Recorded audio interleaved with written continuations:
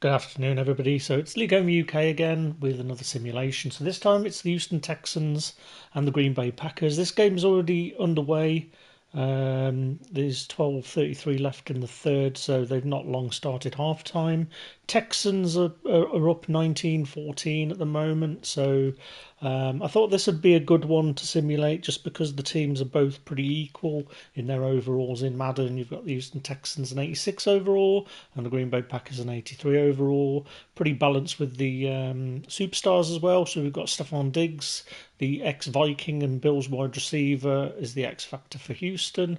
And then for Green Bay, we've got Jay Alexander. I think it's Jay Alexander, is it?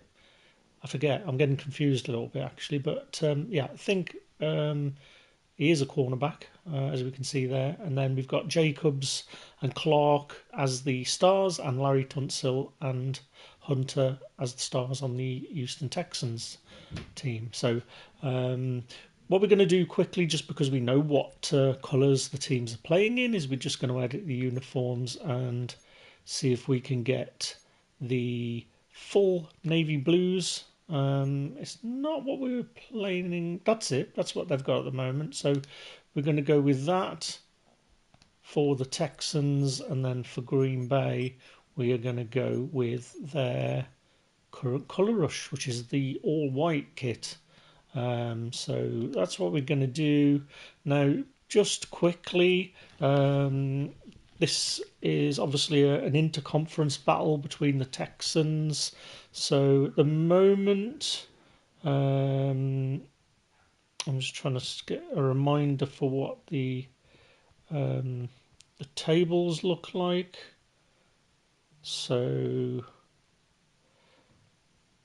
as far as the Texans go, they're top in the division at the moment, 5-1. They're on a 3-game winning streak, and the Green Bay Packers are last in the division at the moment. But the NFC North, boy, is that a good division.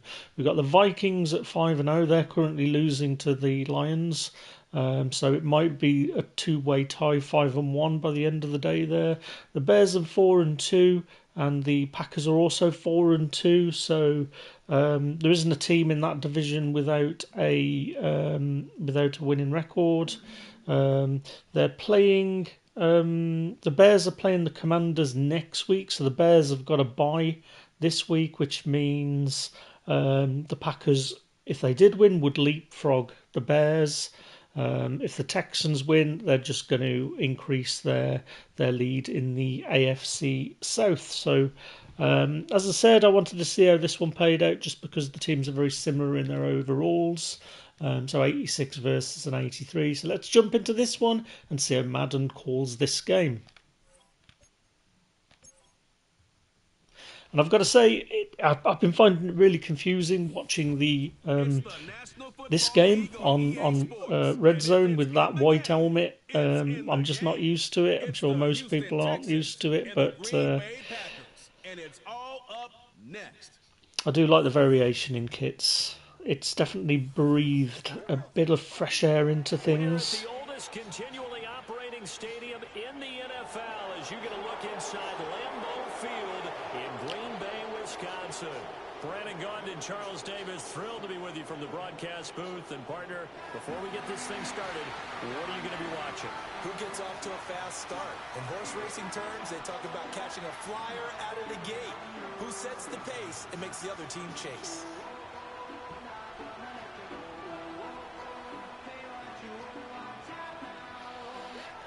Yeah, so here we go. So yeah, 19-14 in the game that's taking place at the moment. They've not long started the third quarter, but the Texans are looking really good. It doesn't seem like 5 minutes ago since the Deshaun Watson scandal, and boy, were they a bad team. And it was a shame that JJ Watt got caught up all in that. I think it might have been his last year when the Deshaun Watson incident happened, but it looks like the Texans have pulled it around. They've got some pretty crazy players with So the Packers make their way out for the first time, and it's Jordan Love that has the keys. I mean, the Packers as well. I mean, Jordan Love. It seems like they haven't had a bad quarterback for ages. But Houston with C.J. Stroud last year, and you know, I think the receiver that they had, what's his name? My memory is terrible. I swear I'm getting dementia or something. Tank Dell is his name.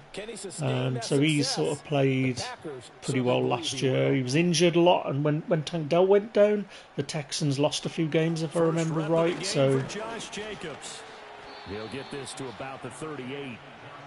Oh, that's a real nice job. yeah, I'd say that the NFC North is probably the best division in football right now. No team with a losing record, but they are starting to play each other.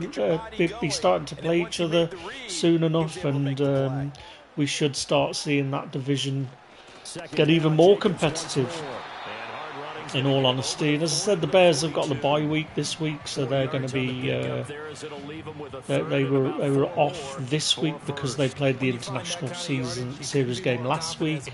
So the Bears could find themselves at the bottom of the NFC North if the Packers end up winning the real game. I'm just going to have a quick look.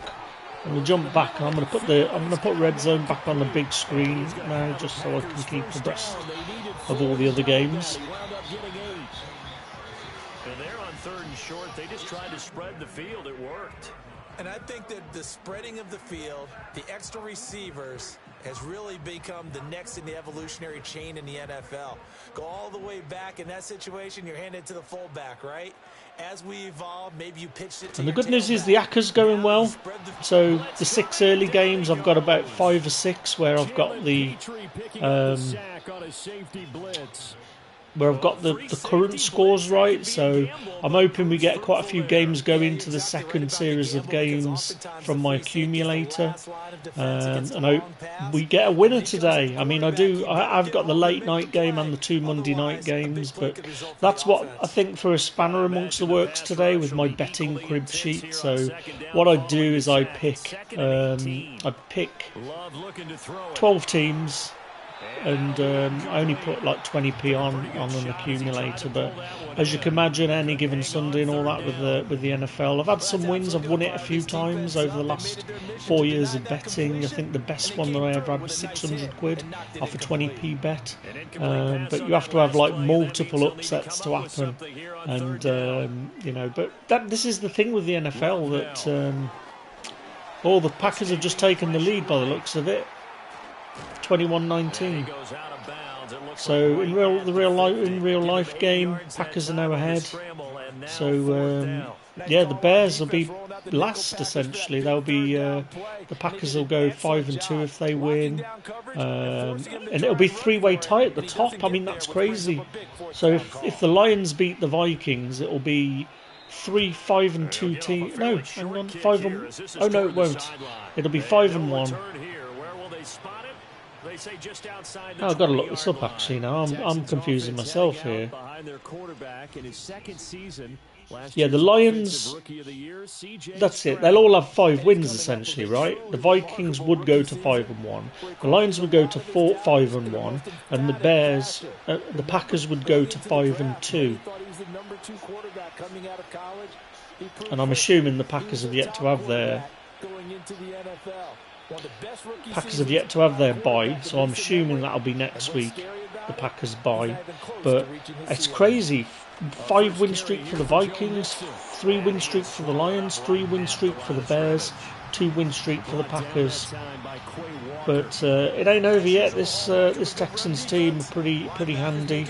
I'm sure they'll want to go to 6-1, and I think same deal with them. I don't think they've had their bye yet either, so that's probably going to be coming up next week. I mean, pretty much in the AFC South, everybody's on sort of a winning streak now, except for the Titans. But the Titans seem to be doing well against the Bills. I mean, the Bills, I think, have not long scored a touchdown to finally get ahead of the Titans 14-10. But, that's been an interesting game in all honesty. And I always think back to Scott Hansen was just saying on here, actually, the pass from Frank Wycheck to Kevin Dyson in the playoffs in the year 2000, I think it was. And I think Scott Hansen got confused, said it was Lorenzo Neal, but obviously it was Frank Wycheck to Lorenzo. I'm doing it now. Frank Wycheck to Kevin Dyson, who famously came up a yard short in the Super Bowl against the Rams that year. Give credit to the defense for stringing that play out, and they gave up no cutback angle. You know he was trying to dart through. No place for him to go. A nice job there. But yeah, not the most exciting game at the moment with this simulation. So just about to end the first quarter, but definitely evenly matched teams. Again, it's Mixon. And he'll be taken down here as it will take us to the end of the first quarter. We're scoreless after one.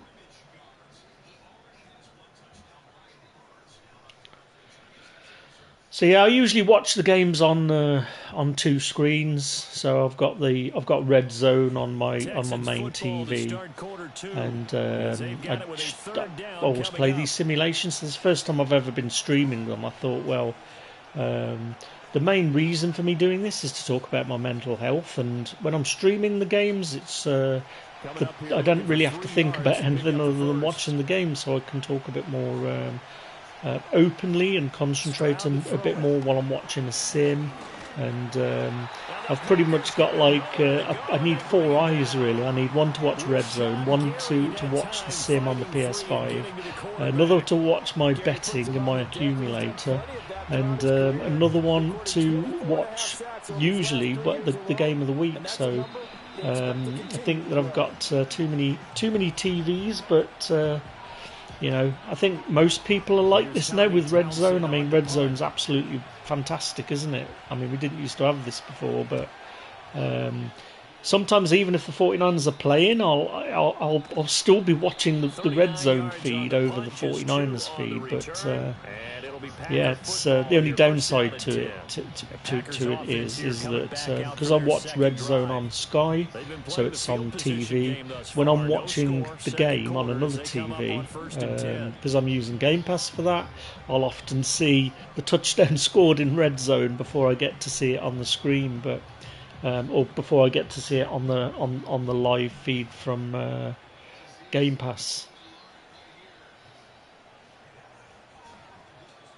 To pass, here's Jordan Love. Now a quick throw there, but it's going to be incomplete. So many things have to go right. But yeah, this Lions-Vikings game, it's been every bit as much of a good game as I thought it would be, in all honesty. And it looks like the Eagles are finally clicking into gear against the Giants as well. Was that a tush push? I think it was. But Saquon having a really good game against his old team. But yeah, in our simulation of this game, it's shaping up to be quite the defensive struggle. So to speak, they need to make up some ground, and they did. They are in need of 6 yards here if they hope to move the chains. Well, I'm just going to leave this playing for a few minutes. I'm just going to grab a quick snack and I'll be right back. But one of the ways that quarterbacks keep all the receivers alive in a play, never lock in on any one guy. Make sure you keep your eyes moving, scan the field, and here he finds the open guy for a nice pickup.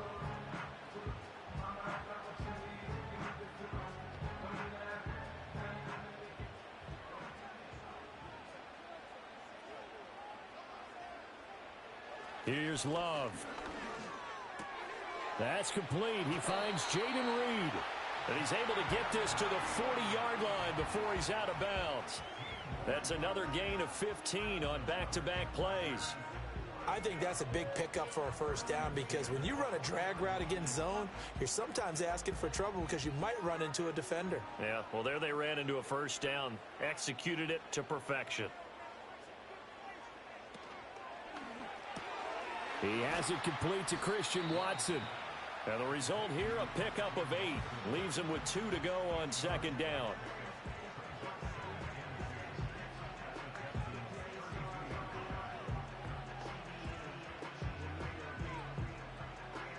The ball on the 32. It's 2nd and 2. Off the play fake, Love. And that'll be off the mark, too far out in front, and it's incomplete. Just a little beyond the reach there of his receiver. That's probably one he wishes he had back. He wishes it had been 7-on-7 in practice, or maybe even routes versus air, because that's a completion he makes, what, 9.9 times out of 10? Just missed that one. Love, they go play action now. Pass taken in by his big tight end. And he's out of bounds. Almost gets to the 10.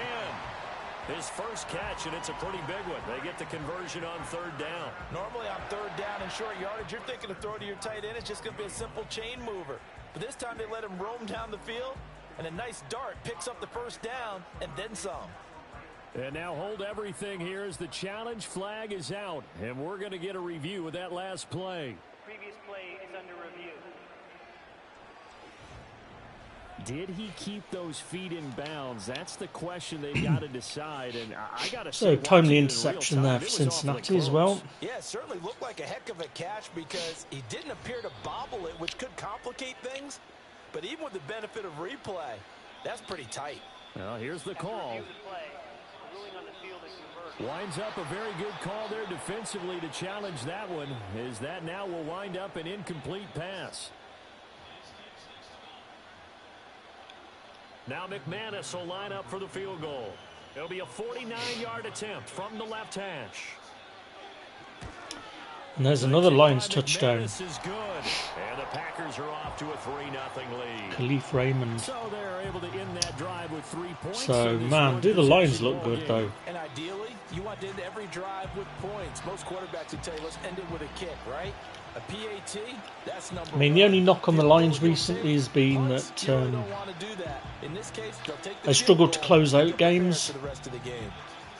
So we've seen that a few times over the last couple of years as they've been transitioning from a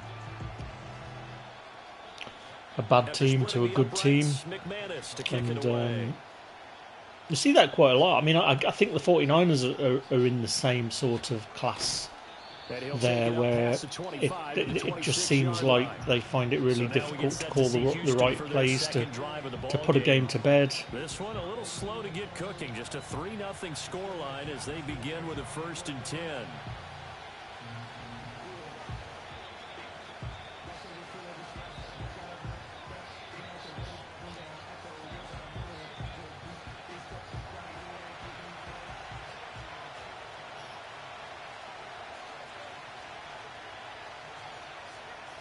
And Stroud now to throw.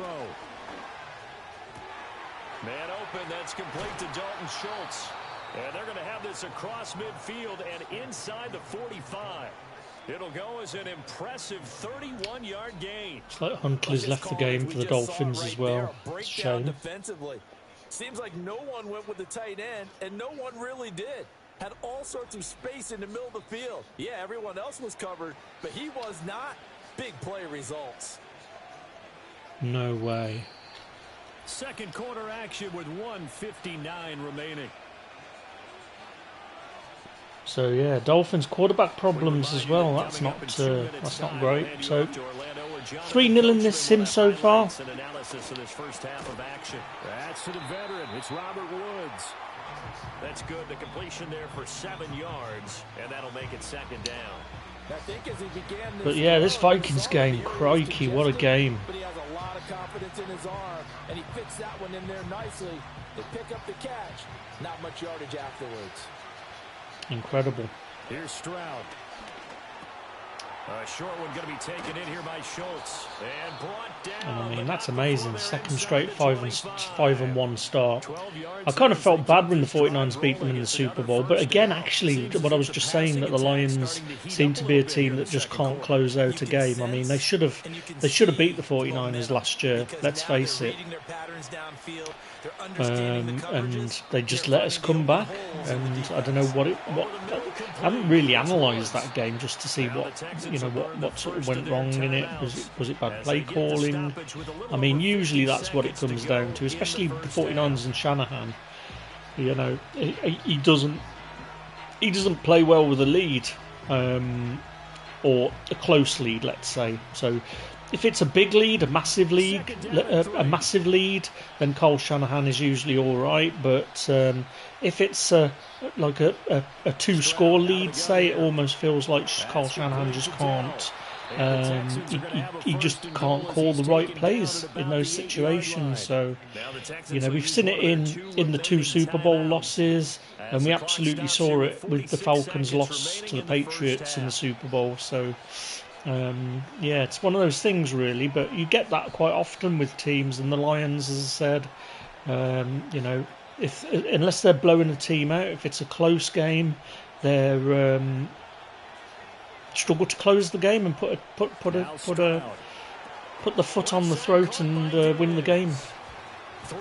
I mean, Kyle Shanahan just goes ultra conservative, or he has before, or there'll be stupid plays where I'm like, why are you passing in this situation? I mean, we sort of had a similar thing when the 49ers played the Ravens under Harbaugh, where we were at the goal line and we decided to sort of throw the fade 3 times in a row to Crabtree. Like, come on, guys. You know, I would have, if I was coaching, I reckon I would have won that game. Joking, of course, but it felt like that at the time. Honestly, I was like, it's like 3 a.m. in the morning in the UK when the Super Bowl's about to finish, and everybody's in bed, and there's me roaring, run the effing ball. And I'm sure Seahawks fans felt the same against the Patriots that year. You know, those losses are the gut-wrenching ones, because you really do think, what if you get blown out? You know, you kind of like, well, yeah, they had your number, like when the Panthers beat or the Seahawks rather beat the Broncos. You know, it's like, well, I guess you wonder what if from like that first play with the safety in a game like that, but I mean, I don't know what it is about this season so far. It just seems like everything has seemed like that it's been exciting. There's always been something going on each week. Big upsets, brilliant performances, especially by the rookie quarterbacks. I think that's been the biggest takeaway for me this year, is just how good this year's draft class of quarterbacks has been. You know, I'm usually a fan of waiting a year and giving them the clipboard and sitting behind a vet for a year.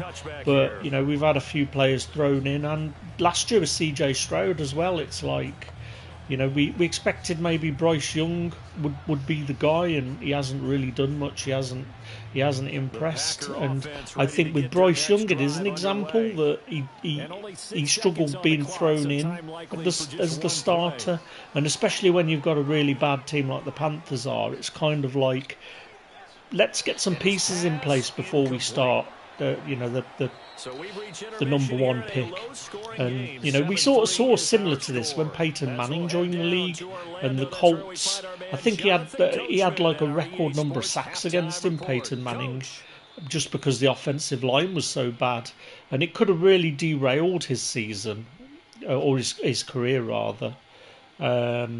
You know, it could have been a completely different story, or if he gets injured, we don't have any of those Manning and Brady clashes. And the same with Andrew Luck. I think his first season, he again with the Colts, you know, he was behind a pretty banged up offensive line, or an offensive line that wasn't great, and you know, he was honestly, literally running for his life in a lot of those games. So I wasn't surprised ultimately when we heard that Andrew Luck was going to retire, just because he had so many injuries, and I don't think that first few seasons when the Colts team was bad, he was a great world-class player on a terrible team. But had they have sort of sat him and kept him there for a couple of years, I think we might have seen a more longer career for Andrew Luck. But you've got to make these choices about your health, and we don't know everything that went on, but I mean, I do remember the Colts booing him, which I thought was pretty classless, if I'm being completely blunt about it. But yeah, these rookies are just crazy. Caleb Williams has been doing great. Bo Nix even for Denver. He's been playing well. Bit inconsistent, but you can see promise there. And even Drake May, he started his first game last week, and he's showing promise as well. And CJ Stroud's performance from last year, he's continued this year, so it's pretty clear CJ Stroud's the real deal. And so far I think that the other guys in this draft class, of course, Jaden Daniels, I've missed out on there playing for Washington. He's been doing an incredible job. And let's face it, Washington aren't a team of stars. It's not like that they've got X factors. Well, I'm talking in Madden speak now. X factors and stars across the board, because they just haven't. They've got Terry McLaurin, the wide receiver, but nothing amazing. And he's sort of proved that he's got he's got the stuff to be a great quarterback in the league. I mean, it is too early to tell about these rookies. Like Bo Nix is one of those players that it could go either way with him. He's shown enough promise, especially seeing the improvements to his decision making. And it's like I said before, that as a quarterback gets better and better and progresses, you get better as a quarterback, because the game literally does slow down. You see things quicker. And when I'm looking at quarterbacks, that's sort of what I'm looking at when I'm trying to evaluate them, in terms of what they're doing when they're checking down, what sort of decisions are they making. Are they trying to force balls into double coverage, or are they, aware enough to sort of get out of the offensive line tackle box, or whatever they call it, and throw the ball away rather than trying to force it. Or the other thing is putting yourself in danger. You don't want to be putting your shoulder down and trying to get those extra yards. It's more important to think about the team as a whole. Get out of bounds if you can. Make sure you slide. And it's those sorts of decisions that you see that I guess is what Madden calls awareness. And obviously, when you first come into the league, you're going to have none of that. It's a completely different ball game to the college game, because there are players that aren't going to be making it into the pros in those teams. So each team has probably got 3 or 4 elite NFL caliber wide receiver players rather that are going to make it in the NFL someday. And when you go into the NFL, suddenly everybody's fast as you, and quick as you, and agile as you, and strong as you.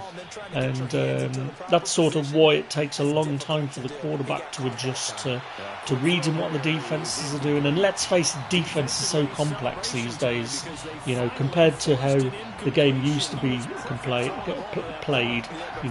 All the different concepts, the way that you adapt, both sides of the ball, really, offensive and defensive, that you've got to be really smart to play the game, no matter what position that you're ultimately playing. Obviously, the quarterback should be the smartest of them all, but everybody on the field has to have that football brain, and understand watching what other players do. And but yeah, for these quarterbacks, the game, we've heard it before where they say the game just slows down for them, and it's definitely fun watching how these rookie quarterbacks develop and progress. like I said, it's just a shame early on in the careers where you get a player that might be thrust in too early, especially on a terrible teams. I'm always that, as I said before, a fan of letting a new quarterback sit on the sidelines, clipboard, watch what the veterans are doing, maybe go in for a few plays in garbage time if your team's already got it won. And even if you back up a quarterback who, if he's a rookie and your QB1 goes down, I'm still a fan of putting your third stringer in. Don't ruin your rookie quarterback by putting him in on a bad team when things haven't been going to plan. And I think that's what's happening with Bryce Young. I think that he got pulled in favour of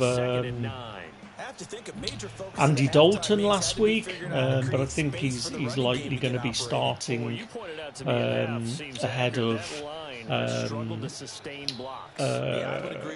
He's probably Bryce Young's probably got his job back essentially. But yeah, it's pretty remarkable really what these rookie quarterbacks are doing this year, and the ones from last year, as I said. I mean, we haven't seen, who's the other guy, Michael Penix. I think he's on the Falcons, isn't he? So we haven't got to see those players yet, and Drake May had a pretty good game earlier today. That first drive looked brilliant.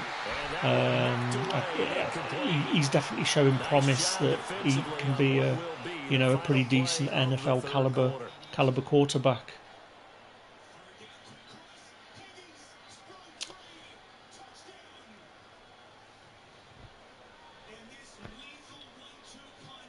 Back now at Lambeau. It's the Packers who have the football, but in need of points as we begin quarter number 4. But yeah, some exciting games today. My Aka looks like it's doing well.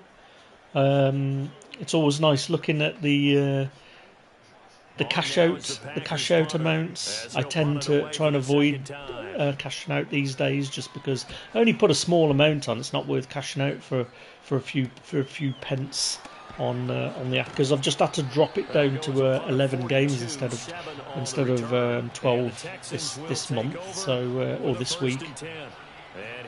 We've got another tush push in the Meadowlands. Has he got in? But yeah, boy, is that NFC North a division.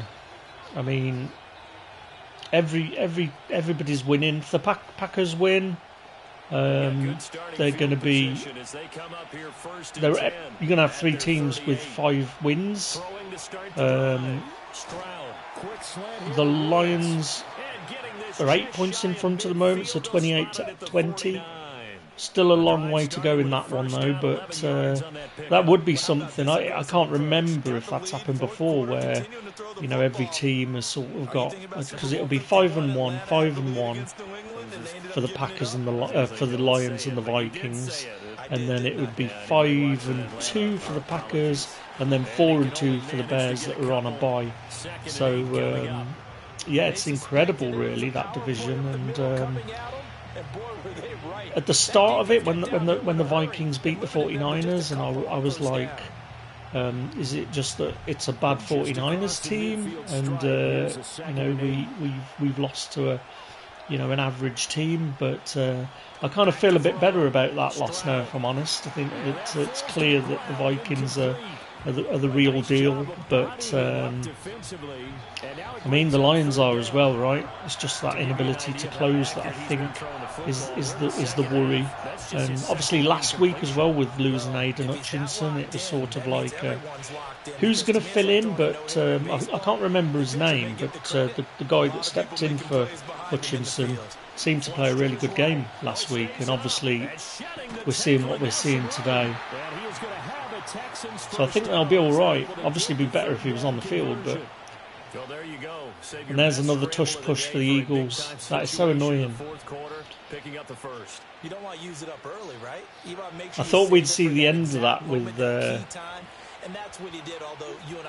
with Kelsey retiring. But what a nice job using his eyes, scanning the field, and realizing when it was time to exit the pocket and go. But at the end of the day, you've got to stop it, right? You know it's coming. so you know it's coming. So there's no excuse. You've got to work a way of defending it, but. But a chance to exhale just a little bit there with incompletion on first down. Now they have to gear up, try and get two more Pretty much every stops game and is escape this exciting. drive. It gets a bit boring when you're seeing blowouts, but this is sort of why I love Red Zone, really. I see the surprise in your face there, partner. That is a rare incompletion from him. He's been on point this entire game. He has percentage completion-wise way up, not that time. Another incompletion. But yeah, it's nice having Red Zone on as well, and I'm not watching a main game at the moment. Really, I'm just watching this sim play out, and it's been a pretty much, as we can see, a defensive struggle really in this simulation. Definitely not as exciting as the real game, but I mean the game I played earlier, the sim with the Jags and the Patriots, was crazy. I've never seen a game simulated like that. The last minute of the game was just ridiculous, and then what happened in overtime was just like, I almost felt like that Madden was probably the best it's been in years, just because I didn't really notice any of the glitches. There were a couple of play calling issues, like one second left. You'd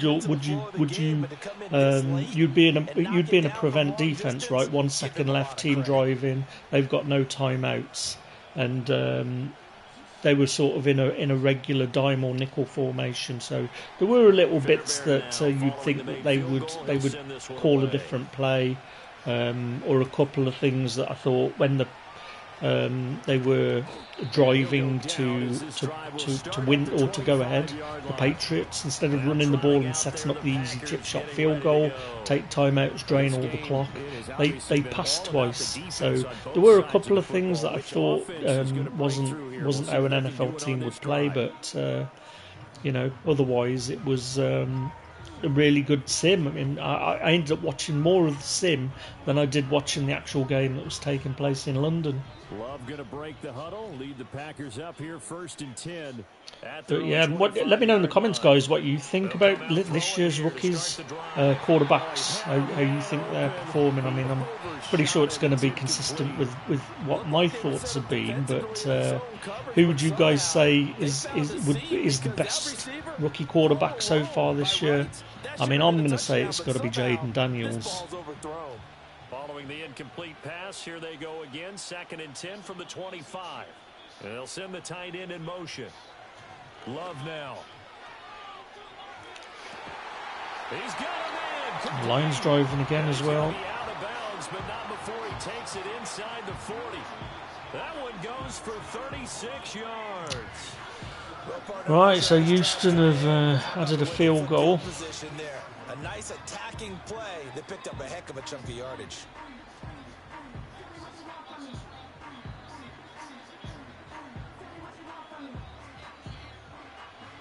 So a 1st and 10 now in Houston territory at the 39-yard Yeah, the line. Vikings played a cracking game, Now Love.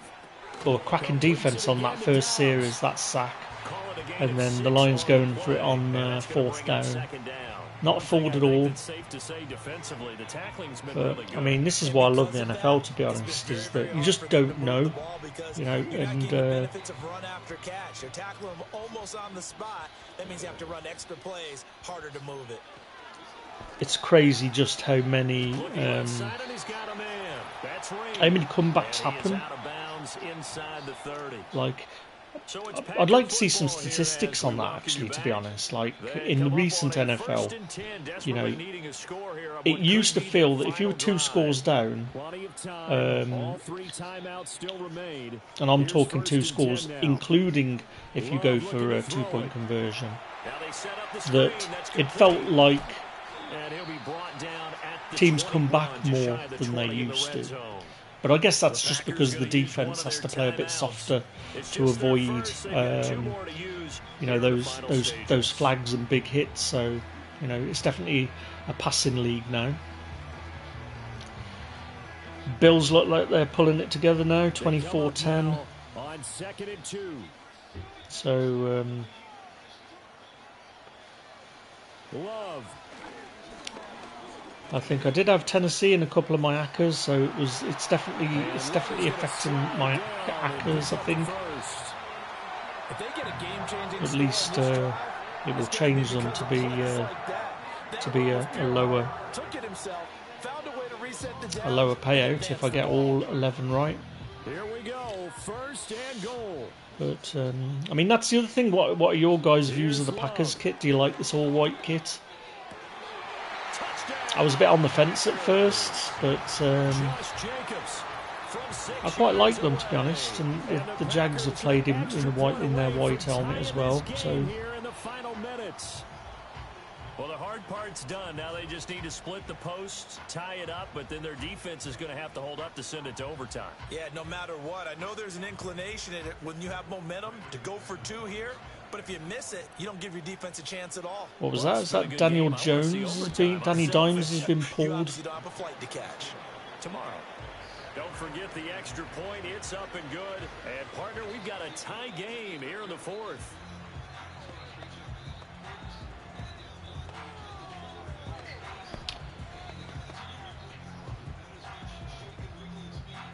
Oh, all square now.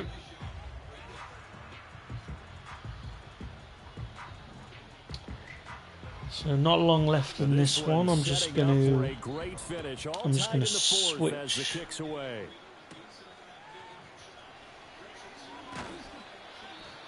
So we've got 110.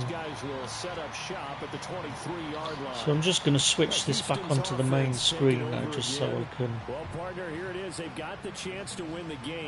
see what's going on. So this is sort of where I start analysing how the clock management works and how Madden does the clock management. Because the times I've seen them just waste their timeouts, like taking the timeouts too early. And I think it's pretty much scripted in Madden, right? So if a team is like just over a minute, they normally take a timeout. So they will take one here. Yeah, so I wouldn't necessarily have took one in that position. So I don't know whether you guys agree on this or not, but I wouldn't have called a timeout there.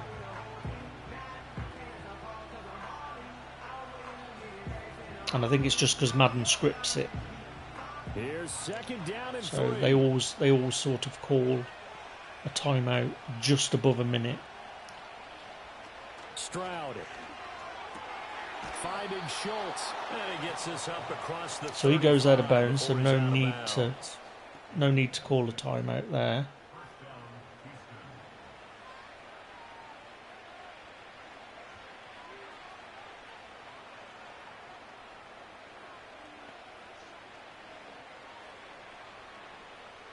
Man, I'm going to have to turn on quick presentation or something. Those cutscenes seem to take ages. So still 2 timeouts left. So if they get a first down here, they'll probably take a timeout. Here's Stroud. Got his man, Dell. And that'll be good for 8 yards to the 45. Very sharp here to start this drive. Right, so they haven't took a timeout. I agree with that. Running this 2-minute drill, very sharp, very precise in throwing the football. Yeah, so I agree with that. Now Stroud. No, do you take timeout here? I think. Now the Texans will use one of their 2 remaining I think you do. timeouts I think that's fine. as they get it right at the 32nd mark of this fourth quarter. So if they get a pass this time, this is where I expect them to call a timeout, and they shouldn't. They should hurry up and spike it. So whatever this pass is, or whatever play this is, they shouldn't take the timeout. Stroud to throw it. He lets he's gone deep. Fly toward the back of the end zone. And he bats it away, and it falls down incomplete. That's taking a big risk at this late stage. They're not thinking field goal, though. They wanted to leave no doubt on that one. So they took the shot at the end zone, but it winds up incomplete.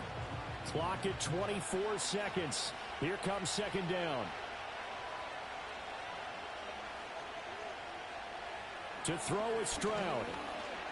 And escapes the sack. Right, smart play, but is that grounding? With a clock showing 18 seconds So he wasn't outside. Couple extra defensive backs out there in the He wasn't outside the tackles there, was he? places to throw the football. So I guess there was a receiver in the area. You want to run the ball, but you can't do it in this situation. Not nearly enough time on the Third clock. and 10. You having to really navigate. So I mean, you absolutely do take the timeout if you complete this. Stroud back to throw.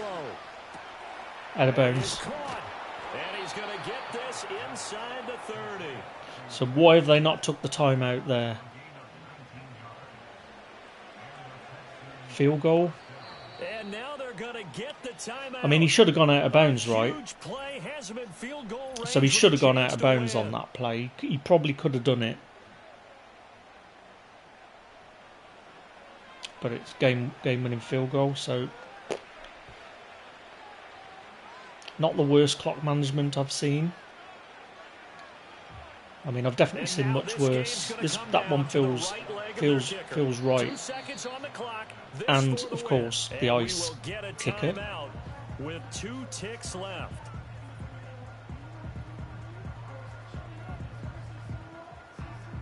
So on is their kicker, and it's down to this. He made his only attempt earlier. This for the win. And his kick is absolutely perfect. And the Texans Walk-off field goal then. That was pretty good. Pretty cool game. So we'll have a look at some of the For stats. much more than what we just had here. Not only a close game that went down to the wire, Charles, but a clean one too. No turnovers in this contest. And I think you're exactly right about that. To me, this is just a pair of offenses trying to find the slightest bit of separation from each other. And they were both hoping that the other side would make the big mistake first. But today, neither side made that mistake. And what we got, a very entertaining game throughout. So that's a wrap for Charles Davis. I'm Brandon Gunn. And this has been a presentation of the NFL on EA Sports. For more, check us out at EASports.com. So yeah, pretty cool game, to be honest. With that, we say so long, everyone, from Lambeau. Right, let's check some of these stats out then. So start with the player stats. So CJ Stroud, pretty good game. 190 yards.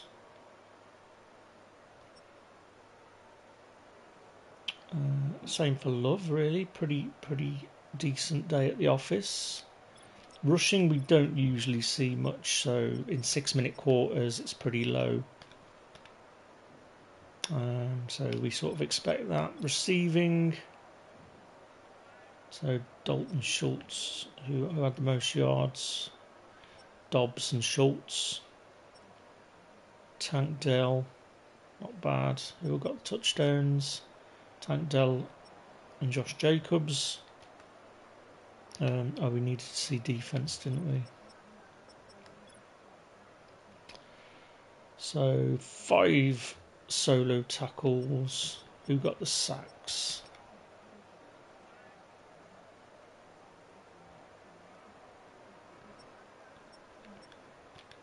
No ints. So pretty clean game defensively, or offensively rather.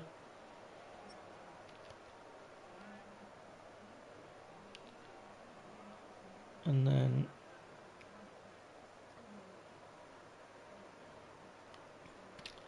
so look at the time of possession. Always have a look at that. So yeah, Texans pretty much won that. And then let's just have a quick look at the highlights. So let's just have a look at the TD to Tank Dell.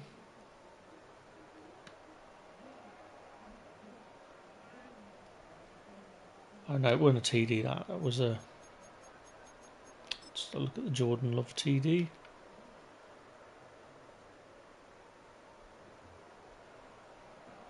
Pretty clutch.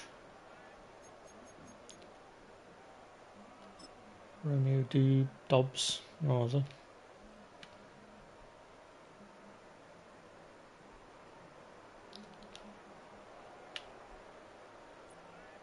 And then I'm not sure what's up with these camera angles, but they're not great, are they?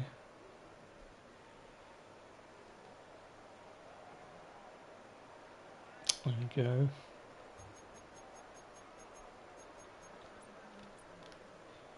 Cool. Right, well, I think we don't need to see anything else. Let's just again score summary. So 7-3 at the half. First and third quarters pretty empty.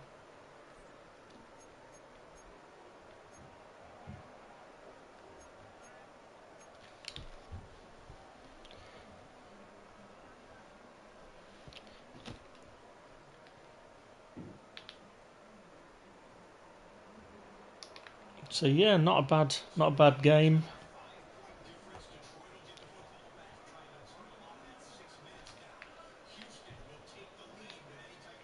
Houston in the real game look like they're driving again now, so 21-19. But right, I'm gonna leave the stream there, guys. So thanks everybody for stopping in. I think I hit 17 concurrent viewers in this one, which is has made my day, in all honesty. So thanks very much for everybody that that popped in. And the Texans won this one, as you can see, 13-10. Texans are driving in the real game. I'm just going to have a quick look to see what the current score is. So it's 21-19. Texans are probably going to take the lead with a field goal soon. But as for this game, 13-10, and I will catch you again in the next video. Take it easy.